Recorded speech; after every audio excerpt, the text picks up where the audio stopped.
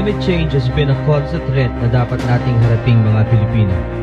And most affected by climate change are those living in coastal areas and lower urban communities that lack preparation and knowledge.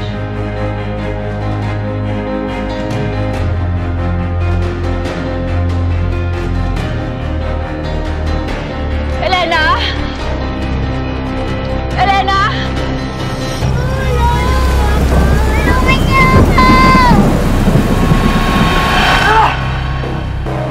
Naniniwala ba kasi po sa taong makakita ng nangyayari? Alam mo yung mga tao ngayon, ilang beses nang pinagsabihan na umalis dito sa lugar na to. Walang gustong umalis eh. Mabuti nga to eh.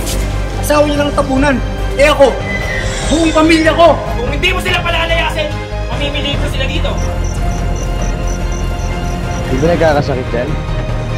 Ito nang kontaminado yung tubig dito. Balitaan mo na ba yung nangyari sa aksidente sa ulan? Kasi talaga hindi mo alam kung kailan mangyayari ang simula. Iwasan mo si Irene. So, takot siya.